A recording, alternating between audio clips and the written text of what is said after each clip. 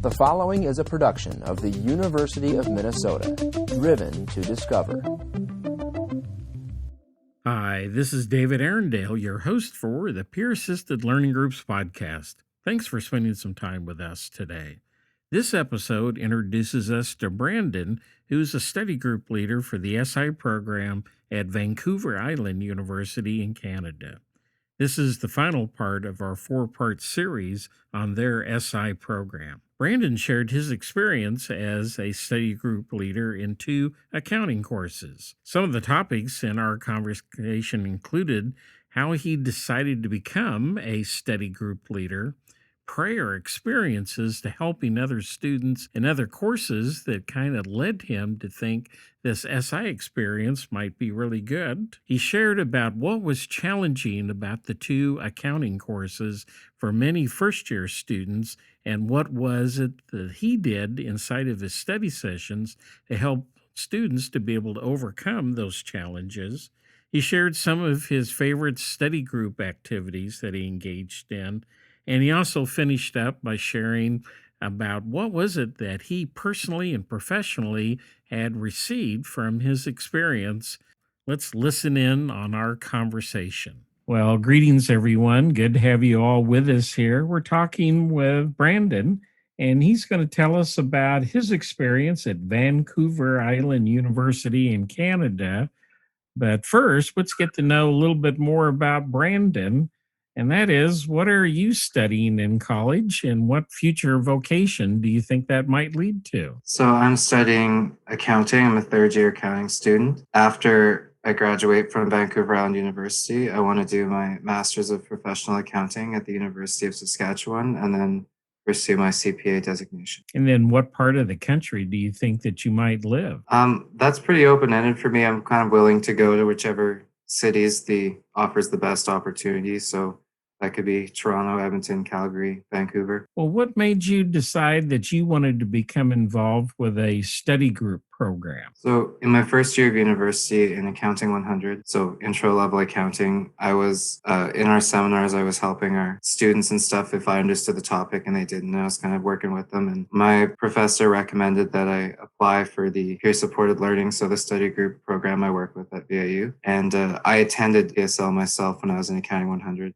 Just for help and build a study group. And so that's how I got started. Well, it sounded like you were already volunteering as a tutor study group leader and then got the opportunity to be paid for that role. Did you have previous experiences in secondary school or earlier where you were helping other people to understand ideas related to schoolwork? In a sense, yeah. Before I decided to pursue a degree in business, I got my designation as a professionally trained chef at Thompson Rivers University. And so in our labs or while we were cooking, if I got how to make something, I would usually spend my time leading a small team of students and helping them figure out how to make certain things or master certain techniques. So you really have had this part of you as a person have been in the helping profession for a long time then. Well, remind us again about the course that you are supporting and why is it that it's challenging for many students? So I support 2 courses, both accounting related. One is Intro into Financial Accounting. I think it's challenging for students because it's probably one of the most difficult first year courses because it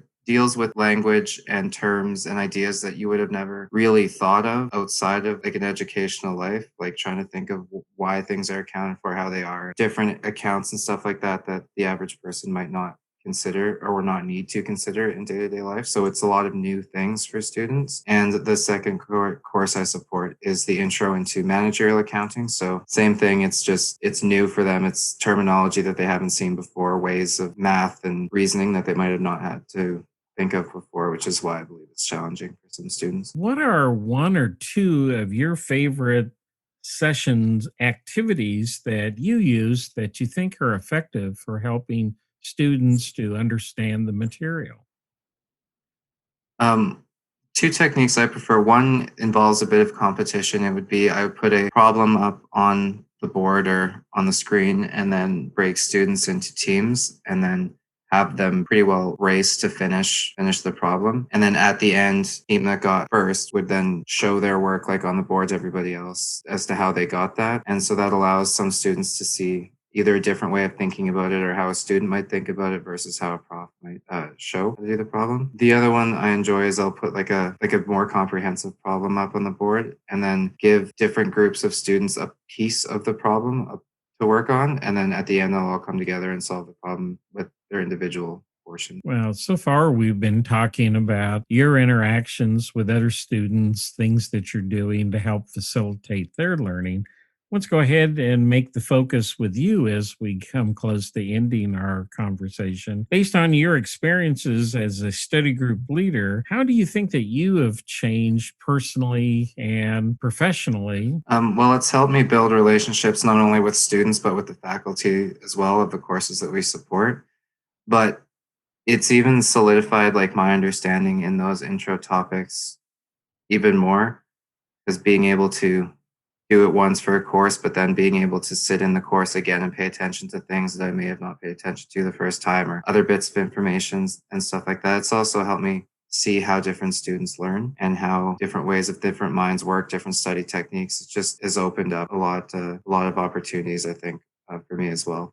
Being able to be a part of other things in PSL, such as this podcast, or I've spoken on a few panels and stuff like that. Well, as we finish up, this podcast will be listened to by people in different countries, peer facilitators, as well as peer managers. What's something as the final word that you'd like to share with them about program, your experiences that you just like to share with others? I would be, if you have an opportunity to get either involved with the program or to go to the sessions, even if you don't feel like you need the extra practice learning wise, to just go and be involved, because you'll make friendships and connections and meet some really interesting people that you might have not interacted with before. It just opens your social circle and really helps you be involved with the institution you're studying at. Well, thanks for sharing a few moments with us today. And I wish you well with your future vocation and your personal life. Thank you. Thanks for having me.